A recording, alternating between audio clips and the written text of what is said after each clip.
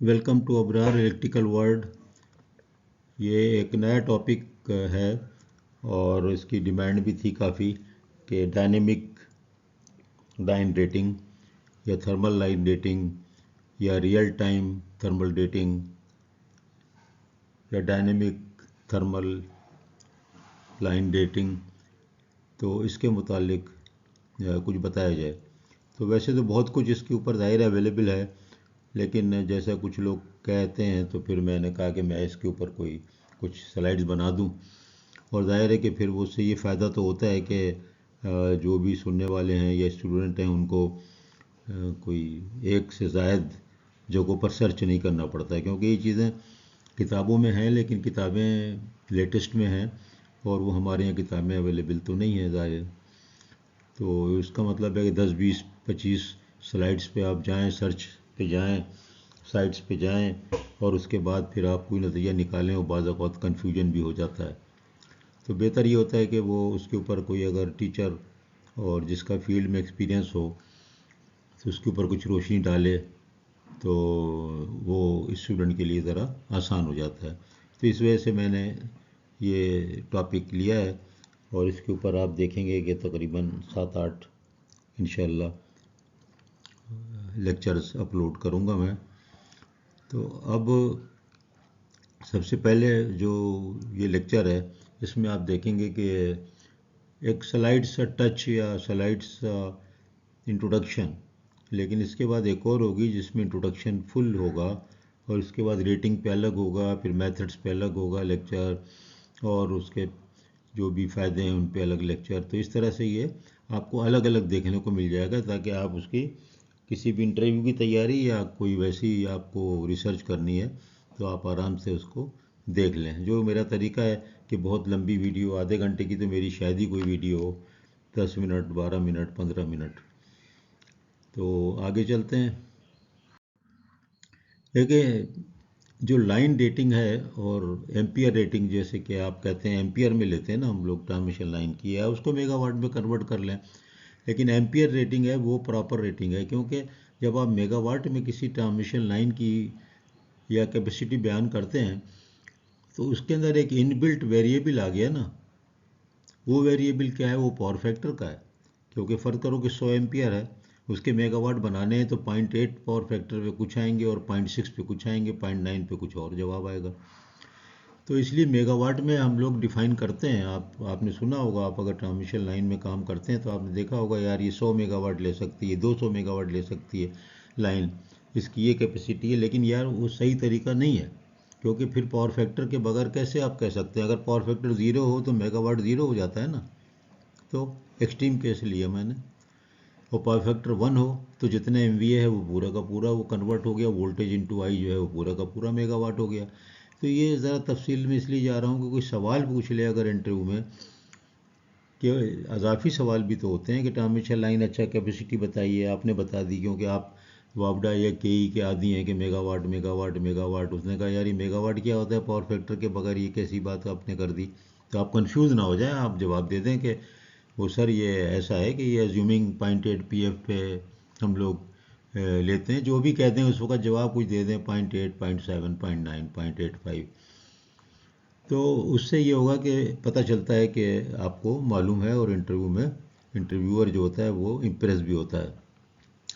तो इसलिए मैं ये अलाइड नॉलेज भी इसमें देता रहता हूँ।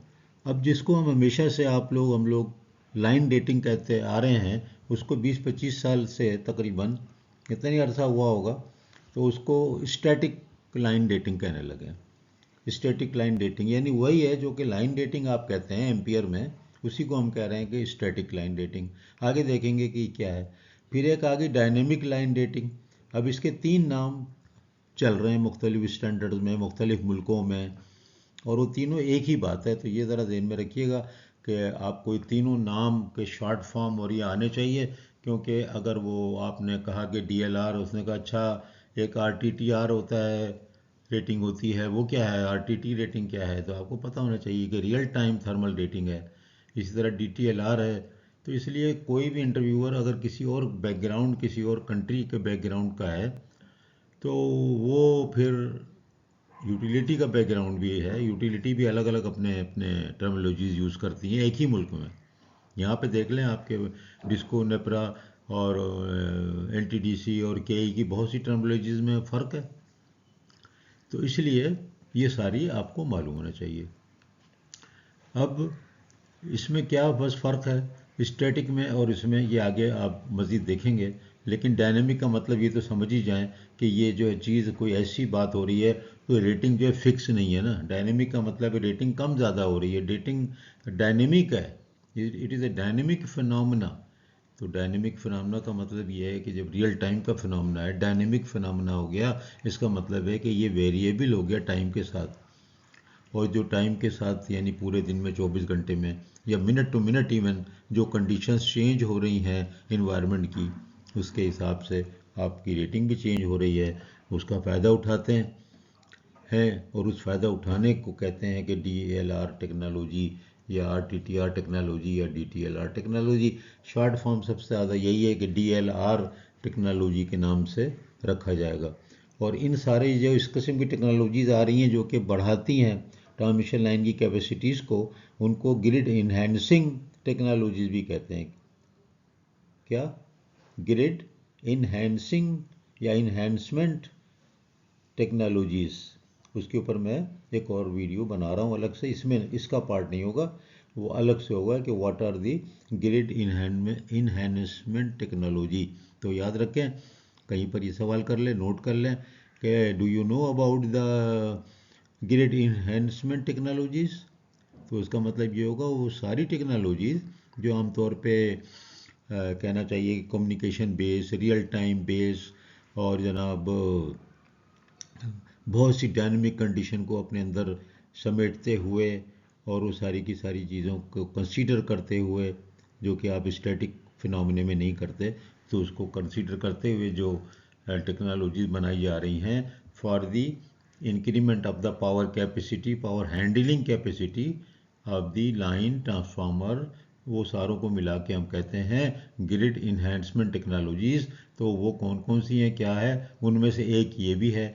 और क्या क्या है तो वो एक अलग लेक्चर इसी नाम से आपको बनाऊंगा मैं जब ये सीरीज़ ख़त्म होगी, तो एक हफ्ते के बाद।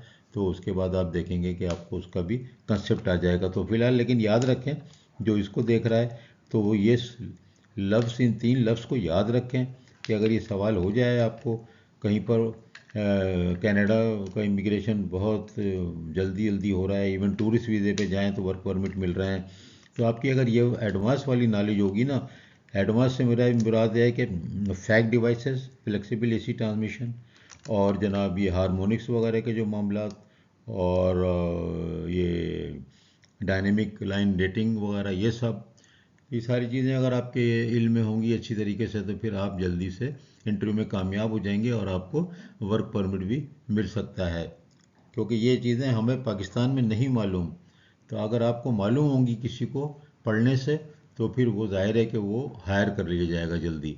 तो इसलिए आप प्लीज़ जो जो नए अल्फाज हैं उनको कम से कम जारगन को याद रखें, और जो उसके बाद आपको देखेंगे कि बहुत इंशाल्लाह फ़ायदा होगा इससे। आगे चलते हैं। तो मैंने बहुत सी चीज़ें पहली स्लाइड पे बता देता हूँ, क्योंकि अगर कोई स्टूडेंट जो है वो जल्दी में है तो उसको पहली स्लाइड में ही, 2 स्लाइड में भी सारा कंसेप्ट हो जाए, वो पूरी देखे ना देखे। क्योंकि मैं तो कभी तलकीन नहीं करता ना कि मेरी स्लाइड को देखें और उसको सब्सक्राइब करें, क्योंकि पूरी स्लाइड और पूरी यूट्यूब देखने का ये मतलब है कि फिर वो जो है उससे लोगों को पैसे जो मिलते हैं वो इजाफा होता है। तो मेरा चूंकि वो ऑब्जेक्टिव ही नहीं है ना, मैंने उसको साइन अप किया हुआ है, तो इसलिए मैं काफ़ी चीज़ें शुरू की स्लाइड में बता देता हूँ ताकि आप लोगों को पूरी ना देखना पड़े। मेरा कोई इंटरेस्ट नहीं है कि आप पूरी मेरी स्लाइड देखें फिर लाइक करें फिर सब्सक्राइब करें। सिर्फ इंटरेस्ट ये है कि यार ये अगर जूनियर बच्चों को, जूनियर इंजीनियर को पहुँचा दें, अपने बेटों को, बच्चों को, बच्चियों को जो इंजीनियरिंग पढ़ रहे हैं इलेक्ट्रिकल की, तो वो उनको ये फ़ायदा हो जाएगा कि वो वहाँ जाके उनको जॉब मिल जाएगी, और वो हम लोग को उसका फ़ायदा ये होगा कि हमारी सेहत अच्छी रहेगी, क्योंकि दुआ देंगे वो। अब आप देखें ये कुछ भी नहीं है, सामने आपके लिखा हुआ है, आपने जो मैं अलग से ही बोले जा रहा हूँ तो आपने लेकिन पढ़ भी लिया होगा। तो ये स्टैटिक होती है ना, एक फिक्स कंडीशन जो होती है ट्रांसमिशन लाइन की, उसके ऊपर स्टैटिक रेटिंग को डिफाइन कर देते हैं। यानी एम्बियंट ले लिया कि भाई यहाँ पर जनाब अली लाहौर में जो 40-45 डिग्री मैक्सिमम है, जैकाबाद में 50 डिग्री मैक्सिमम है, एवरेज टेम्परेचर ले लिया, सर्दी की रेटिंग एक निकाल ली है, गर्मी की रेटिंग निकाल ली, और उसी हिसाब से चलते हैं। और जो है दूसरे बहुत से इफ़ेक्ट वो नहीं लेते हैं। तो अगर ये जो इफेक्ट ये हैं क्रॉस विंड या सोलर वगैरह, इसका आप स्टैटिक नहीं, बल्कि अगर आप इसको इनकी जो डायरेक्शन चेंज या स्पीड चेंज एयर की, या गर्मी की शुआएं चेंज, और बादल और ना बादल का ना होना, उन सबको कंसीडर कर लें तो वो डायनेमिक हो जाएगा। ना कंसीडर करेंगे तो स्टैटिक हो जाएगा। स्टैटिक क्या है, जो अभी भी आप इस्तेमाल कर रहे हैं। तो ये देखें, ये सारी चीज़ें यहाँ पर मैंने लिख दी हैं कि जो टेम्परेचर वेरिएशंस हैं। तो major area of application for DTLR, जहाँ पर ये जैसे लिख दिया ना DTLR, तो ये मत समझें कि मैं ये DTLR की बात कर रहा हूँ और DLR की नहीं कर रहा और RTTR की नहीं कर रहा। अब मैं तीन तीन कहाँ कहाँ लिखता, तो कहीं पर कुछ लिख दिया और कहीं पर कुछ लिख दिया। और क्यों लिख दिया, जानबूझ के लिख दिया, ताकि तीनों जो टर्म है ना वो आप के नाम आपके सामने से बार बार गुजरे। यानी ऊपर देखें तीनों लिख दी, बीच में ये एक और नई लिख दी, इससे पहले स्लाइड पर जाए तो DLR लिख दिया। तो सिर्फ इसलिए लिख दिया कि ये आप लोगों को जब आमने सामने बार बार आएंगी तो पता हो, क्योंकि मैंने आपको बताया कि इनका पता होना बहुत ज़रूरी है जॉब हासिल करने के लिए। इसी तरह मैंने और बता दिया कि और क्या चीज़ें हैं। जैसे मैंने एक आपको और बताया था कि पावर क्वालिटी के लेक्चर मेरे देखें, मैंने बार बार बताया कि यार कुछ भी नहीं है इसमें, नए पैकेट में पुराना पुराना चूरन बेचना। पावर क्वालिटी कोई चीज़ नहीं है, लेकिन पेश ऐसे कर रहे हैं जैसे कि बहुत ज़बरदस्त और बहुत मुश्किल मामलात हैं। हालांकि मैंने आपको बताया protection is the most difficult subject in electrical power system. Protection system, protective release, setting of the release, behaviour of the release. तो इसलिए कभी इम्प्रेस ना होगे कोई कहे यार पावर क्वालिटी पे सेमिनार हो रहा है और यार वो पावर क्वालिटी के माहिर हैं, तो जाके मेरी आप वीडियोस देख लीजिएगा, आपको पता हो जाएगा कि वो पावर क्वालिटी का आदमी कितना माहिर हो सकता है, और प्रोटेक्शन के जो इंजीनियर्स हैं वो कितने माहिर हो सकते हैं। इवन ऑपरेशन इंजीनियर्स जो कंट्रोल रूम में बैठे होते हैं NTDC में और डिस्कोज में और KE में, वो उनका बेस नॉलेज बहुत ज़्यादा होता है।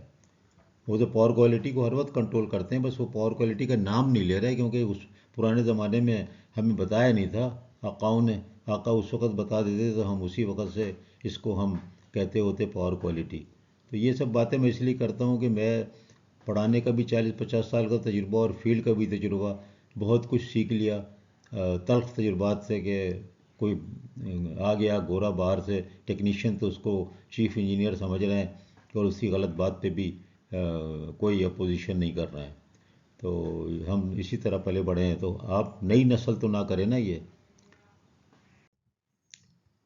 अब ये देखें, ये फिर मैंने यहाँ वही तीनों तीनों टर्म चला रहा हूँ, कहीं पर बदल दे रहा हूँ, कहीं कुछ कर रहा हूँ, तकरीबन वही चीज़ें हैं। तो अब क्या होता है, DLR का एक जो है सोल्यूशन क्या है ये, कि डेफर अपग्रेड। अगर आपको अपग्रेड करना है सिस्टम में, आपको कैपेसिटी लाइन की पैरेलल में लाइनें लगानी है, आपको कोई ट्रांसफार्मर को इन्वेस्टमेंट करना है, तो अगर आप DLR के हिसाब से चलेंगे, उसकी टेक्नोलॉजी को यूज़ करेंगे, डायनेमिक हो जाएंगे रेटिंग के मामले में, तो हो सकता है कि बहुत सी आपकी एडिशनल कॉस्ट बच जाए, आपकी इकोनॉमिक फिजिबिलिटी अच्छी हो जाए, बेहतर हो जाए। तो इसलिए ये इस तरह से इसका फ़ायदा होता है कि ये डेफर कर देता है, टाइम फ्रेम में आगे कर देता है चीज़ों को। आज एक लाइन लगानी है तो कहेंगे 2 साल के बाद बताएं बनाएं। यही चीज़ मैंने आपको बताई थी फ्लेक्सिबल AC ट्रांसमिशन में। जब आप फैक्ट डिवाइसेस यूज़ करते हैं वहाँ पर भी यही होता है कि डेफर करता है, अपग्रेड को डिफर करता है, वो बहुत से कंजेशंस को वो सपोर्ट करता है, इंक्रीज़ करता है, वो इंक्रीज़ करता है हैंडलिंग कैपेसिटी को। तो इस तरह से ये चीज़ें देखें, सब एक लिंक हैं, फैक्ट डिवाइसेस और ये। पावर क्वालिटी को छोड़ दें, वो बहुत स्मॉल सब्जेक्ट है, वो जो है ना एक उसको बड़ा चढ़ा के बयान करते हैं, इसको छोड़ दें। फैक्ट डिवाइसेस और ये चीज़ें वाकई हाई टेक हैं, वाकई इम्पॉर्टेंट हैं, वाकई ट्रांसमिशन लाइन को बहुत इफेक्ट करती हैं। और जो पावर क्वालिटी है उसका ताल्लुक आपको मैंने बताया कि वजह ये हो गई है कि जब से ये DLR DTLR और जनाब फैक डिवाइसेस और लैपटॉप और कंप्यूटर्स और इनकी भरमार हुई है वीएफडीज़ की, तो पावर क्वालिटी ख़राब हो गई। और ख़राब क्या हो गई? वही तीन चीज़ें कि वोल्टेज ख़राब और फ्रीक्वेंसी ख़राब, और क्या ख़राब? करंट तो डिपेंडेंट है वोल्टेज पे, दो ही चीज़ें तो ख़राब, और क्या ख़राब? तो शुरू से नहीं है, हमारे बचपन से ही ख़राब।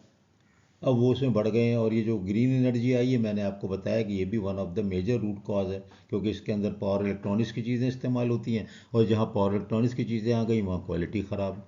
तो असल जो टेक्नोलॉजीज़ हैं वो ये हैं लाइन फैक डिवाइसेस और ये डीएलआर, और इसके अलावा बहुत सी मैंने आपको बताया ग्रिड इन्हेंसमेंट टेक्नोलॉजीज़, याद रखिएगा। मैं देखिए ये लिखा कुछ है बताता कुछ हूँ, तो इससे ज़रा थोड़ा आप ये मत समझें। मैं सिर्फ इसीलिए कि डबल हो गया, एक तो आप पढ़ रहे हैं ना, एक स्टिमुलस मिल रहा है, और एक मैं अलग से चीज़ों को ऐड करता जा रहा हूँ, उसको आप चाहें तो अलग से पॉइंट पे लिख दें, क्योंकि हर चीज़ मैं चूँकि लेक्चर देने का आदी हूँ, तो हर चीज़ मेरे लिए मुमकिन नहीं है कि मैं उसमें लिख दूँ, क्योंकि मैं उससे कॉपी करके तो नहीं पढ़ा रहा। मैं आपको ज़बानी अपने तजुर्बे की बुनियाद पे भी चीज़ें बताता जा रहा हूँ। Teaching and field. अब देखिए ये maximum amount of conductor can safely carry, इसको कहते हैं एम्पलीसिटी। अब कौन सी एम्पलीसिटी? ये अगर सिर्फ आप फिक्स कंडीशंस पे ले लेंगे तो उसको हम कहेंगे स्टैटिक हो गई, वो एम्पलीसिटी स्टैटिक लिमिट हो गई। और अगर आप उसको जो है कंसीडर कर लेंगे बाकी सारी चीज़ों को, जिसमें कि इन्वायरमेंटल कंडीशन आ गई, और आप उससे निकालेंगे तो वो हर लम्हे की अलग आएगी, हर घंटे की अलग आएगी, क्योंकि हर मिनट की अलग तो करना सही नहीं है। निकाल के फिर एवरेज करके फिर उसको ऐसा करते हैं कि पूरा एक चार्ट बना लिया जाएगा, बन जाता है, कंप्यूटराइज है सारा। और उसके बाद पता लग जाता है कि देखिए ये चीज़ आप ऑपरेशन इंजीनियर में, ऑपरेशन में मैंने काम किया बहुत अरसा, शिफ्ट इंजीनियर, ये तो हम करते ही थे ना, कि रात में यार लोड कम हो जाएगा, इतना लोड हो जाएगा, इतना हो जाएगा, दिन में यार ये लोड ऐसे बढ़ जाएगा तो इस लाइन को यार बंद रखेंगे, इस लाइन को ऑन करेंगे, इस लाइन पे इतना चला सकते हैं, ज़्यादा इस पे इतना नहीं चला सकते, इसमें ज्वाइंट ज़्यादा है, इसमें फॉल्ट ज़्यादा है। यार वो ये जो लाइन है ना, ये यहाँ तो अभी तुम्हें लग रहा है लाहौर में ये तो गर्म है, लेकिन ये लाइन आ तो रही है असल में फला जगह से, ठंडी जगह से आ रही है, तरबेला से। तो तरबेला में टेम्परेचर कुछ है और जनाब वाली जैकाबाद लाहौर में कुछ और है। तो ये सब चीज़ों को अगर आप डायनेमिकली कंसीडर करेंगे ना, और उसके हिसाब से लाइन की रेटिंग को एडजस्टमेंट करेंगे, तो चाहे वो मैनुअल कर रहे हो वो डायनेमिक हो जाएगी। लेकिन ज़ाहिर है मैनुअली इज़ नॉट पॉसिबल, जैसे कि कहते हैं ना इकोनॉमिक लोड डिस्पैचिंग, तो पाकिस्तान में वो है ही नहीं, अभी तक इतनी टेक्नोलॉजी नहीं है, स्कैडा नहीं है, तो कहाँ से हो जाएगी। इसी तरह जो C T B C M का मैंने कई दफ़ा आपको बताया, बिल्कुल नहीं हो सकता, मैं चैलेंज करता हूँ हर जगह। कैसे हो सकता है? आपके पास कोई चीज़ भी डायनेमिक नहीं है, और आप कह रहे हैं कि मैं तरबेला वाले से बिजली दे दूंगा कराची में एक बहुत बड़े कॉटन मिल को या स्टील मिल को, कैसे दे देंगे? क्योंकि आपके कोई चीज़ डायनेमिक नहीं है ना, कोई चीज़ आपके पास स्कैडा रिलेटेड नहीं है, तो कैसे हो जाएगा? कोई टाइम रियल टाइम बेस्ड नहीं है, तो नहीं होगा। और वो हर लेवल पे ज़ाहिर है उसको बजवर्ड बन गया है, और वो ज़ाहिर है कि डिले हो रहा है। और मैंने कई जगह बताया कि मिनिस्ट्री में भी बताया, हर जगह बताया कि भाई अमेरिका में इस प्रोजेक्ट को 18 साल लगे थे C T B C M को इम्प्लीमेंट होने में, पाकिस्तान में चाह रहे हैं कि 2-3 साल में हो जाए। तो ये तो गलत है ना, ये नहीं हो सकता है। बिल्कुल टेक्निकल बात कर रहा हूँ, मेरा कोई ताल्लुक नहीं है किसी इदारे से और किसी भी मामला से, क्योंकि एजुकेशनल है। तो एजुकेशन के लिए हुक्म है कि कोई भी मज़हब हो, कुछ भी हो, कि एजुकेशन जब आप दे रहे हैं तो आप सही बात बताएंगे, सच बात बताएंगे, अमल करें ना करें। आप नमाज नहीं पढ़ते, नमाज को कोई पूछा जाएगा तो आप बिल्कुल सही तरीका और सही बताएंगे और कहेंगे लाजिम है यार मैं गुनहगार हूँ। तो इसी तरह जब पढ़ा रहे हैं ना तो सही बात बताएं, झूठ नहीं बोले। हाँ अगर आप जॉब कर रहे हैं, मजबूरियाँ आपकी, वहाँ पर आप कह रहे हैं कि यार ये चीज़ बड़ी ज़बरदस्त से हो जाएगी, तो झूठ बोलते रहें। लेकिन ये कि जब पढ़ाएं तो कभी झूठ ना बोलें। देखिए ये फिर ये टेक्नोलॉजी में तकरीबन वही चीज़ें हैं। अब ये ग्रिड कंजेशन, ग्रिड जब यहाँ पे इस्तेमाल हो ना, तो मेरी ग्रिड वाली भी आप वीडियो देख सकते हैं। ग्रिड और ग्रिड स्टेशन अलग चीज़ है। ग्रिड का मतलब जाल है, नेटवर्क है, यानी जब हम कहते हैं एड्रेसिंग तो ये कहेंगे नेटवर्क कंजेशन, यानी जो लाइनों का जाल बिछा हुआ है, ऑटो ट्रांसफार्मर का जाल बिछा हुआ है, तो उन पे जब फ्लो होता है, बिजली फ्लो होती है, लोड फ्लो जब हम करते हैं, तो आप देखते हैं किसी पे बहुत ज़्यादा, किसी पे कम। तो जब ये पीक आवर में ये प्रॉब्लम आते हैं कि कंजेस्टेड हो जाता है, ट्रैफिक है ना, किसी रोड पे आप देखेंगे कि शाम में बहुत ज़्यादा है, किसी पे कम है, आने वाले जाने वाले का भी फ़र्क पड़ता है। तो इस कंजेशन को अवॉइड करने के लिए भी हम डायनेमिक रेटिंग का इस्तेमाल कर सकते हैं कि किसी लाइन पे रेटिंग कम है तो आप कम कर लें, क्योंकि यहाँ तो नहीं कर रहा है, लेकिन आप शायद अगर मुल्क से बाहर गए हो आपने देखा हो कि कभी अगर 4 लेन्स हैं तो सुबह जब जा रहे हैं ऑफिस सब लोग, तो आप देखेंगे 3 लेन जा रही हैं डाउनटाउन की तरफ और 1 लेन वापस आ रही है उसी रोड पे। और जब वो सिग्नल लगे होते हैं लाइन से ऊपर ऊपर, तीन तीन चार चार। अब आप किसी वक्त देखेंगे तो दो एक तरफ से आ रहे हैं, दो दूसरी तरफ से आ रहे हैं। कभी आप देखेंगे तो वापसी के 3 हरे हैं और एक जाने वाला लाल है। ये क्या है? ये ट्रैफिक कंजेशन को कंट्रोल कर रहे हैं। तो इसी तरह ये जो डायनेमिक लाइन रेटिंग लेंगे हम, तो हम इसी तरह कंट्रोल करेंगे कि यार इस लाइन पे इतना ट्रैफिक जाए। कौन सा ट्रैफिक? बिजली का ट्रैफिक, यानी कि इलेक्ट्रॉन का ट्रैफिक। इलेक्ट्रॉन का फ्लो होता है ना, तो मैं कह सकता हूँ कार एक इलेक्ट्रॉन है, उसका इलेक्ट्रॉन जो फ्लो है वो कहाँ से जाना चाहिए और कहाँ से नहीं जाना चाहिए, तो वो सारी चीज़ें इसमें आएंगी। ये लेक्चर लंबा हो गया, लेकिन चूँकि इंट्रोडक्टरी है, पहला है, तो इसमें तफसील अगर ज़्यादा मिल जाएगी तो बच्चों को फ़ायदा हो जाएगा। तो आगे चलते हैं। अब इसमें जो एक कंसर्न है साइबर सिक्योरिटी कंसर्न है कि जैसे जैसे भी टेक्नोलॉजी का इस्तेमाल हो रहा है, ख़ासतौर पर रियल टाइम, अगर वो आपका स्टैंड अलोन कंप्यूटर सिस्टम है उसमें तो कुछ भी नहीं हो रहा है, लेकिन अगर आपके पास एक स्कैडा है, आपके पास एक सिस्टम ऐसा है जो कि वायरलेस कम्युनिकेशन ख़ास तौर पे इस्तेमाल हो रहा है, उसके ऊपर साइबर अटैक तो लाजमी है। और फिर ये भी चीज़ जो है ये डायनेमिक की चीज़ में, तो जो टेक्नोलॉजी यूज़ हो रही है वो बहुत सी ज़्यादा वायरलेस बेस्ड है, कम्युनिकेशन बेस्ड है। प्रोटेक्शन में भी बहुत कुछ ऐसा है, इसीलिए मैंने प्रोटेक्शन के मामले में आपको बताया था कि इवन फैक डिवाइसेस वगैरह जो है उनके उनमें ही प्रॉब्लम आता है, उनकी वजह से प्रोटेक्शन प्रॉब्लम आते हैं। और प्रोटेक्शन सिस्टम में अभी तक भी बहुत कम जो है वो ऑटोमेटेड चीज़ों का इस्तेमाल किया जाता है। अभी भी स्लो है वहाँ पे मामला। जैसे लोग कहते हैं ना कि अब हर चीज़ रियल टाइम हो गई, हर चीज़ हो गई, ये हो गया वो हो गया, ये चीज़ वो नहीं हो गई है, बल्कि ये प्रोटेक्शन में अभी एप्लीकेशन बहुत कम है इन चीज़ों का, क्योंकि बहुत बड़ा ख़तरा होता है कि अगर अटैक हो जाए या गलत सिग्नल चला जाए। एक वायरलेस वाले अटैक पे अगर तरबेला की लाइन पे अल्लाह ना करे हो, तो आपका पूरा कंट्री ऑफ हो जाएगा ना। तो अभी भी प्रोटेक्शन सिस्टम पे बहुत कंट्रोल और बहुत एहतियात से और बहुत कम है हाई हाई टेक्नोलॉजी का, जो कि साइबर टेक्नोलॉजी वाली बात है। तो ये इसका भी बहुत बड़ा कंसर्न है कि साइबर अटैक जो है अगर होंगे तो फिर ये डीएलआर वाला मामला बैठ भी सकता है। इसलिए एक सिस्टम पैरेलल में मैनुअल भी हमेशा रखते हैं बैकअप का, और वो स्टैटिक लाइन रेटिंग वाला उनको पता होता है कि यार ये सिस्टम अभी तो बैठ गया, हैक हो गया, तो मुझे पुराने तरीके से जो सीनियर्स चलाते थे आपको उस तरह चलाना है। तो बहरहाल आप तो हम लोग तो अभी भी सीनियर जूनियर क्या, वो स्टैटिक की रेटिंग पे चल रहे हैं। लेकिन ये चीज़ मालूम क्यों होना है? मैंने बार बार बताया कि आपको जॉब हासिल करने के लिए America, Canada, Australia, Middle East, UAE, Saudi Arabia, वहाँ पर जॉब हासिल करने के लिए, वहाँ पर जो कि सिस्टम मिडिल ईस्ट में भी जो ज़्यादा ग्रो कर रहे हैं वो भी यूरोपियन अमेरिकन कंट्रीज़ हैं, अब जर्मनी भी शामिल हो गया जो जॉब दे रहा है आपको, तो उनके लिए ये बहुत ज़रूरी है। तो मैंने काफ़ी इन्फॉर्मेशन इसमें दी, और माफ़ कीजिएगा बहुत मैं एक्स्ट्रा बातें करता हूँ, लेकिन बहुत ज़रूरी है बीइंग अ टीचर के मैं कुछ अखलाकियात और कुछ कड़वी और सच्ची बातें भी आपको बताऊं कि अपनी नई जनरेशन को, इसलिए मेरी चीज़ें ऐड हो जाती हैं वंस अगेन मुझे माफ़ करिएगा। और बच्चों को ज़रूरी ये चीज़, बच्चों का बच्चे बच्चियाँ मतलब student of electrical engineering, even electronics engineering, electronic वालों को भी अगर आप बताएंगे, शेयर करेंगे, तो आपको दुआ भी देंगे उनको जॉब मिलेगी, वहाँ वहाँ पर सेट होंगे, तो अच्छा ही है ना अगर जूनियर सेट हो जाएं तो।